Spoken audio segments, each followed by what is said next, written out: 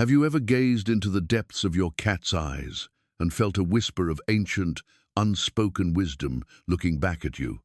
Have you ever been wrapped in the profound, healing vibration of their purr, a comfort that transcends the simple definition of companionship and touches the very essence of your being? If you have felt this, know this: you are not alone, and what you are sensing is not a figment of your imagination.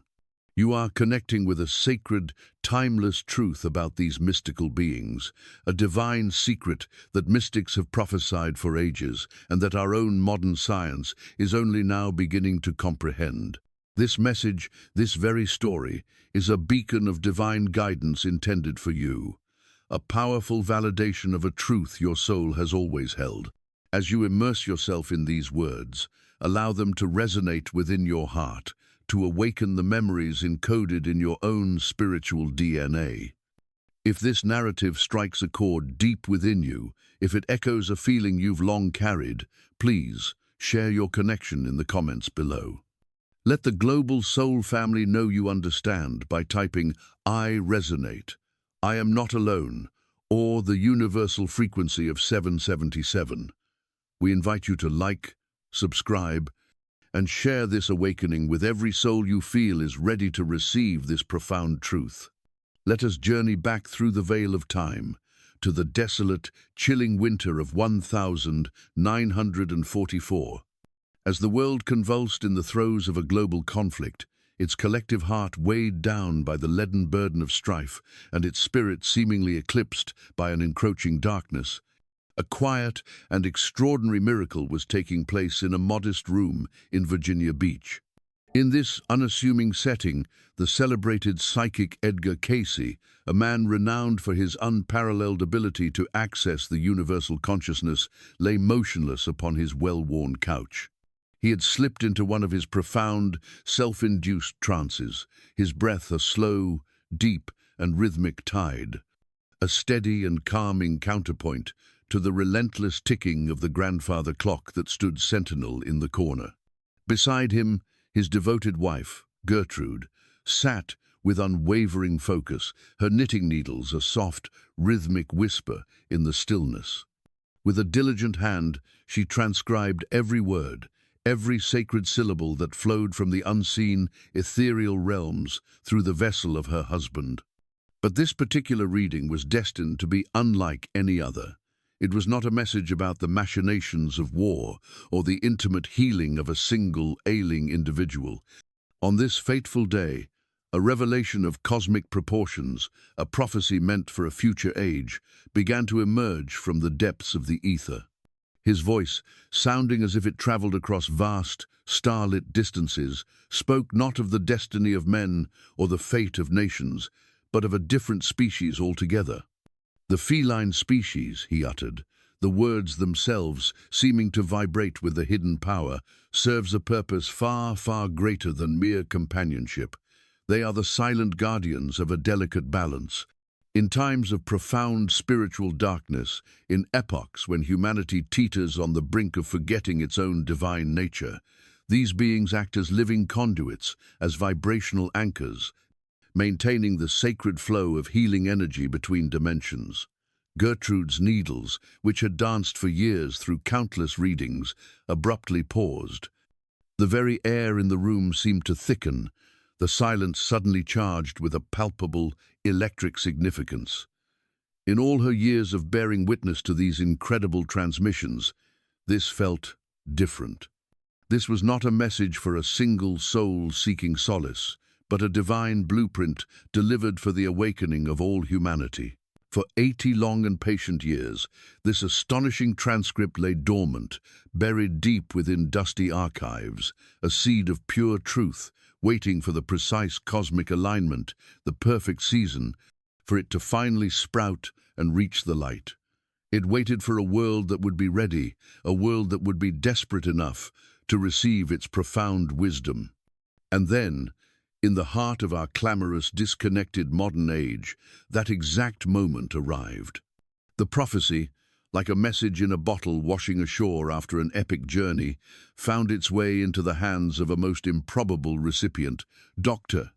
Rebecca Martinez, a brilliant but fiercely skeptical neuroscientist at the world-renowned Johns Hopkins Laboratory, Dr. Martinez was a high priestess in the temple of empirical data.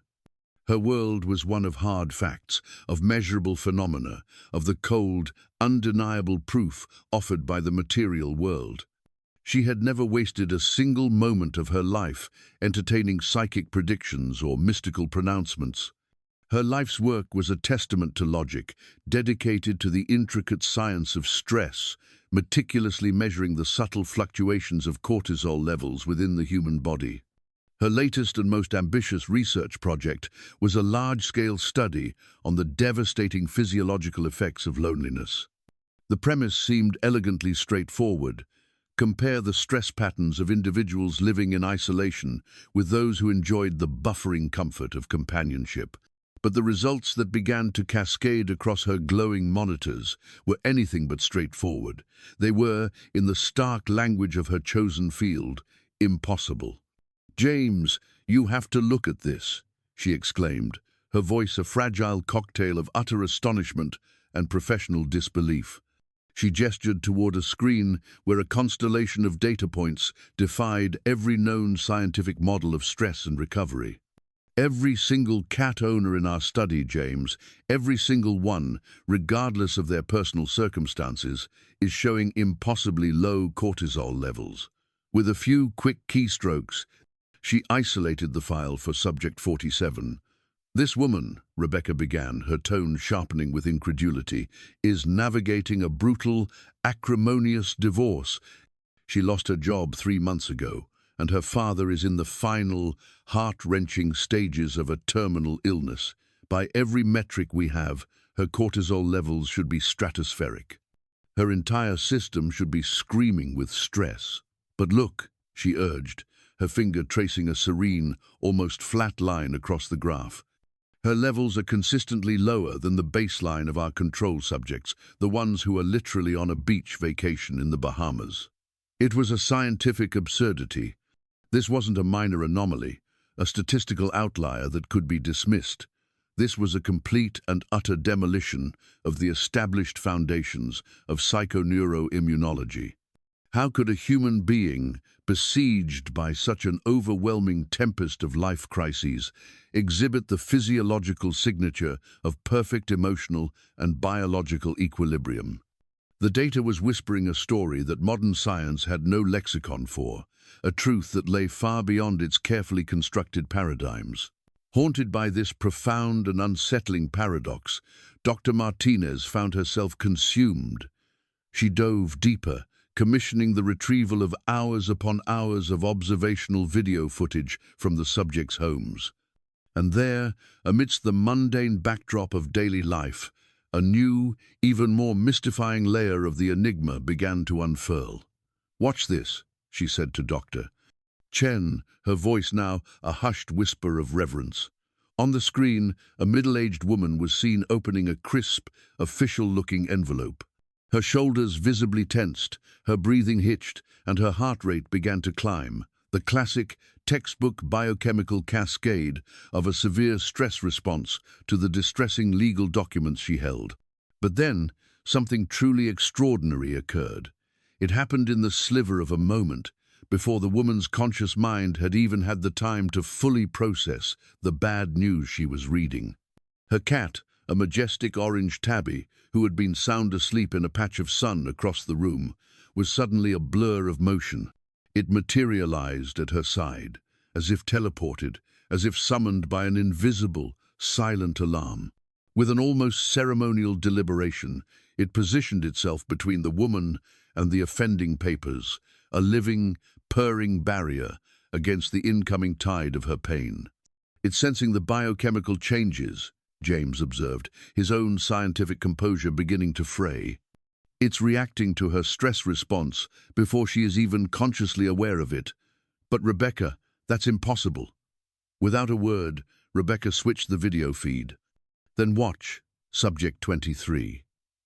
An elderly man sat alone in a dimly lit room, his face etched with sadness as he watched a somber news report on an old television. His calico cat, who had been dozing on a nearby chair, suddenly sat bolt upright. It stared intently at the man, and then began to purr, not a gentle, contented rumble, but a deep, intense, and focused vibration. The lab's own sophisticated monitoring equipment, attached to the subject, registered a significant spike in the man's heart rate, a clear indicator of cardiac stress, a full 30 seconds after the cat's purring had begun.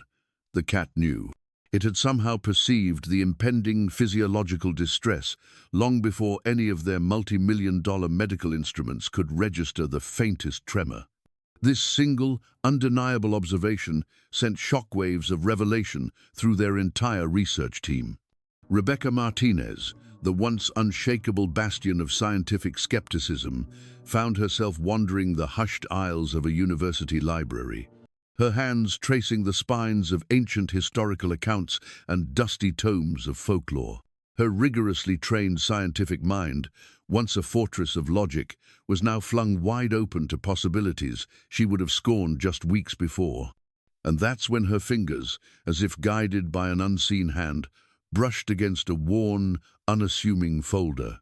Inside, yellowed with age, was the transcript of Edgar Cayce's 1944 reading. She handed it to Dr. Chen, the mystical, almost poetic words of the sleeping prophet, now resonating with the staggering, undeniable weight of their own empirical data. The revelation that followed was so profound, so paradigm-shattering, that it fundamentally transformed their laboratory. Within 3 months, it was no longer merely a place for studying brain chemistry. It had evolved into a sanctuary, a sacred space dedicated to exploring the deepest mysteries of consciousness itself. The lab was now filled with an array of even more sensitive equipment, instruments designed to monitor not just biology, but the subtle yet powerful energy fluctuations that danced between human and feline. Their groundbreaking findings were ultimately presented to a hushed, captivated auditorium at the International Conference on Consciousness and Healing, a gathering that had attracted the world's most brilliant minds. The research had even drawn the attention of Dr. Sarah Williams, a leading quantum physicist from MIT. She had joined the team after Rebecca's initial findings were published, recognizing in the data a pattern that eerily mirrored her own pioneering work in quantum field theory. When a cat enters the measurement field, Dr. Martinez began, her voice clear and steady before the silent, expectant audience. We observe immediate, non-local quantum signature changes in the surrounding environment. It's as if the cat's very presence organizes the chaotic energy in the room. Dr. Williams then took the podium, her presentation beginning with a series of slides displaying intricate, complex wave patterns. These wave patterns, she explained, her voice resonating with the passion of discovery, are not random noise.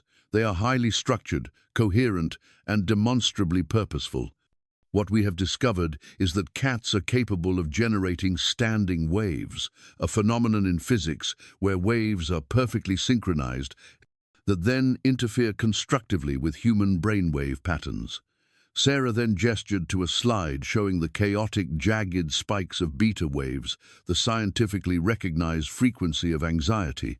As you know, human anxiety produces these beta waves, which typically oscillate between 13 and 30 Hz.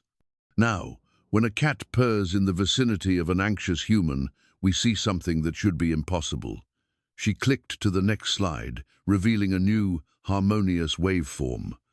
A cat's purr, as it turns out, generates a powerful vibration at precisely 25 Hz of frequency that lies directly in the middle of the human anxiety range. According to the standard laws of resonant interference, this should dramatically amplify the anxiety. A murmur of confusion rippled through the hall. Exactly what we thought, Sarah affirmed with a knowing smile. But it does the complete opposite. The cat's purr, with its unique and complex harmonic overtones, creates a stunning phenomenon of perfect phase cancellation. It is, for all intents and purposes, the organic equivalent of a pair of noise-cancelling headphones for the entire human nervous system. She continued, displaying the team's electromagnetic readings. Furthermore, cats generate remarkably stable and coherent biofields that resonate at the exact frequencies of what we call heart rhythm coherence, which is the optimal biological state for emotional self-regulation and healing. When the cat and the human are in close proximity, their two individual biofields don't simply interact, they entangle, becoming, for a time, a single, unified, and harmonized electromagnetic system. Dr. Chen then stepped forward, his part of the presentation adding yet another breathtaking layer to the mounting revelation. Our research has conclusively shown, he began, that cats can consciously and intentionally adjust the frequency of their purr based on the specific, real-time needs of their human companion. He played a series of audio demonstrations, his voice filled with a quiet reverence. We have recorded the same cat purring at a multitude of different frequencies for different individuals, and even for the same person in different emotional and physical states. They intuitively shift from the 25 Hz frequency, which our medical colleagues have confirmed is ideal for promoting bone healing, to a 50 Hz frequency, which has been shown to have powerful anti-inflammatory properties. In other instances, with subjects experiencing grief, they will drop their purr to a low 18 Hz, a frequency now understood to be optimal for emotional processing and trauma recovery. Each and every cat, you must understand, carries within its very being a sophisticated, living, biological medical device, one that is capable of delivering precisely calibrated therapeutic frequencies based on an instantaneous, real-time assessment of their human's biological and emotional state. The evidence was undeniable, overwhelming. But the most striking discovery of all was yet to come, delivered via an encrypted email from a colleague, Dr. Elena Petrov, in Moscow. My team and I have analyzed the adoption records of over 50,000 cats across 200 Russian animal shelters over a 5-year period, her message began. When we correlate the exact timing of these adoptions with the adopter's subsequent major life circumstances, we find patterns that are mathematically impossible. We have found that cats are adopted at statistically significant rates within a 30-day window, preceding major life, transitions, death in the family, a sudden divorce, an unexpected job loss, a serious medical diagnosis. The statistical probability of this correlation occurring by random chance is less than 1 in 847 trillion. What we are observing is coordinated, intelligent behavior on a planetary scale. It suggests that cats are operating as a form of collective intelligence, a global network of guardians. Rebecca, her hands trembling slightly, immediately called Dr. Williams. "Sarah," she whispered, "what if cats aren't just helping individuals? What if they are actively maintaining a global system, a subtle energy grid that keeps human consciousness stable during our most profound periods of collective transition, a planetary healing network?" The words of Edgar Cayce, spoken in that small, quiet room so long ago, were no longer just a prophecy. They were a description of an active, biological support system, operating at a species-wide level, a sacred covenant that had been in place for millennia. This seismic shift in understanding attracted the world's most esteemed historians and anthropologists, who began a fervent re-examination of ancient texts and cultural traditions through this new, extraordinary lens. Dr. Amelia Hassan, a renowned Egyptologist from Cairo University, presented her astonishing findings at a joint conference. When we examine the ancient Egyptian texts with a newfound awareness of the therapeutic properties you have so brilliantly documented, she explained, our long-held reverence for cats takes on an entirely new and profound meaning. She displayed stunning images of ancient hieroglyphic texts translated decades earlier, but never fully comprehended. These sacred inscriptions describe cats as the guardians of the Ka, the very spiritual essence and life force of human beings. The ancient Egyptians didn't just worship them, they believed that cats could perceive and directly interact with the invisible world of spiritual energy. Their role was to maintain Ma'at, cosmic order of justice, truth, and universal harmony. They didn't just revere cats, they understood that these beings were regulating human consciousness, and they structured their entire civilization around this sacred partnership. Then, Dr. Robert Blackfeather, a scholar specializing in Native American traditions, added his own parallel discoveries, sharing recordings of tribal elders. Similar patterns and beliefs exist across countless native cultures, he explained, his voice resonating with the weight of ancestral knowledge. Despite domestic cats not being native to North America, many tribes, upon their arrival with European contact, developed elaborate and deeply respectful spiritual protocols around them. Our stories describe cats as silent messengers from the spirit world, whose presence indicated that the ancestors were near, providing protection and guidance during times of great change and upheaval. The historical evidence, stretching back through the mists of time and across every continent, painted a breathtaking picture of a relationship far deeper, far more significant than humanity had ever dared to imagine. It seemed that every civilization, in its own unique way, had independently discovered the same profound, sacred truth. Cats are not just animals living with us, Dr. Martinez observed to her team, the last vestiges of her former skepticism replaced by a profound and humbling sense of wonder.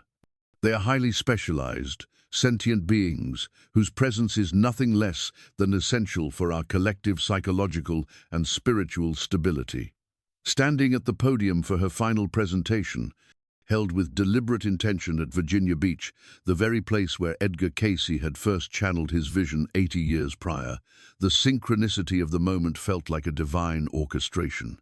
She looked out at an auditorium filled with people who, in the weeks and months following the initial news, had begun sharing their own deeply personal stories, countless, heartfelt accounts of feline guardianship, of modern-day miracles, of cats guiding their human companions through the overwhelming tempests of depression, grief, and trauma with an unwavering, loving presence. The evidence is now overwhelming, Rebecca wrote in her final landmark paper, in words that would soon be quoted in academic journals and spiritual texts around the world. Cats have served, and continue to serve, as biological guardians of human consciousness for millennia. They maintain our psychological stability through advanced therapeutic interventions that operate on quantum levels. The 1944 vision of Edgar Cayce, it appears, is not only accurate, but is a living, breathing reality. We are witnessing a planetary support system, one that has been quietly sustaining our species throughout the whole of our history.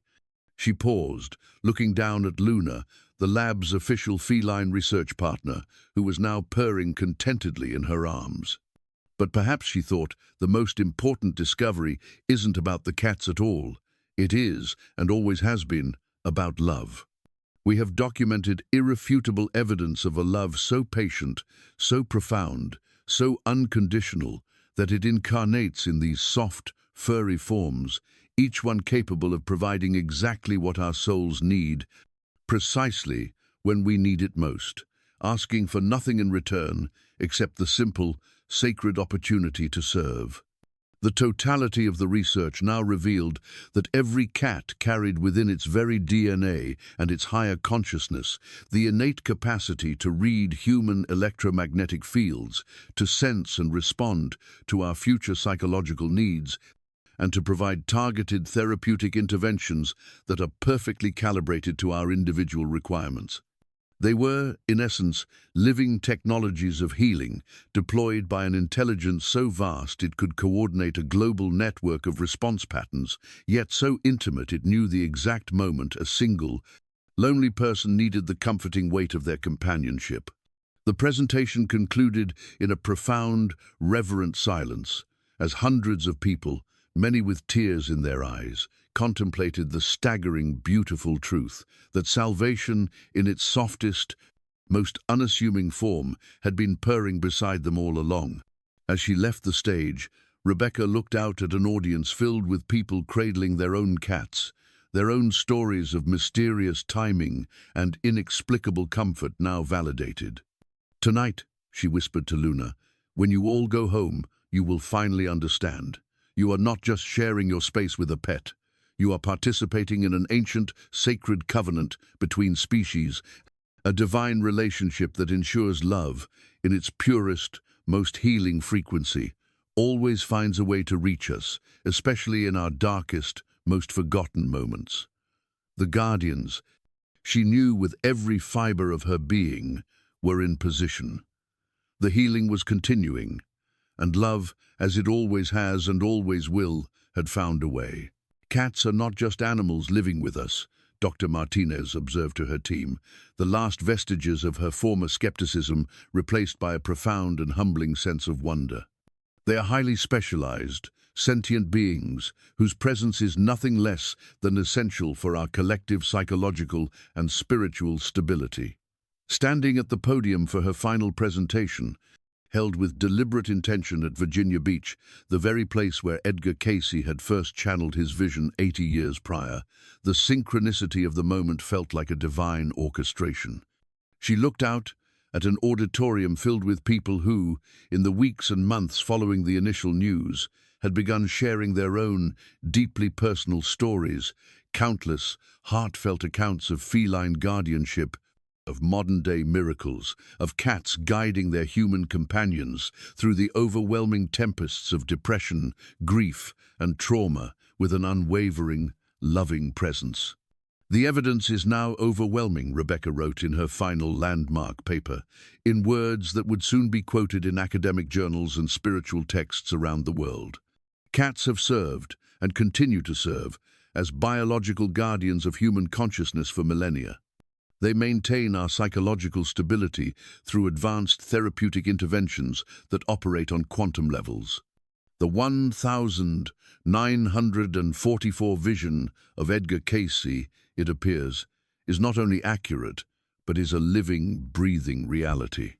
We are witnessing a planetary support system, one that has been quietly sustaining our species throughout the whole of our history. She paused, looking down at Luna, the lab's official feline research partner, who was now purring contentedly in her arms. But perhaps, she thought, the most important discovery isn't about the cats at all. It is, and always has been, about love. We have documented irrefutable evidence of a love so patient, so profound, so unconditional, that it incarnates in these soft, furry forms, each one capable of providing exactly what our souls need, precisely when we need it most, asking for nothing in return except the simple, sacred opportunity to serve. The totality of the research now revealed that every cat carried within its very DNA and its higher consciousness the innate capacity to read human electromagnetic fields, to sense and respond to our future psychological needs, and to provide targeted therapeutic interventions that are perfectly calibrated to our individual requirements. They were, in essence, living technologies of healing, deployed by an intelligence so vast it could coordinate a global network of response patterns, yet so intimate it knew the exact moment a single, lonely person needed the comforting weight of their companionship. The presentation concluded in a profound, reverent silence, as hundreds of people, many with tears in their eyes, contemplated the staggering, beautiful truth that salvation, in its softest, most unassuming form, had been purring beside them all along. As she left the stage, Rebecca looked out at an audience filled with people cradling their own cats, their own stories of mysterious timing and inexplicable comfort now validated. "Tonight," she whispered to Luna, "when you all go home, you will finally understand. You are not just sharing your space with a pet. You are participating in an ancient, sacred covenant between species, a divine relationship that ensures love, in its purest, most healing frequency, always finds a way to reach us, especially in our darkest, most forgotten moments." The guardians, she knew with every fiber of her being, were in position. The healing was continuing, and love, as it always has and always will, had found a way.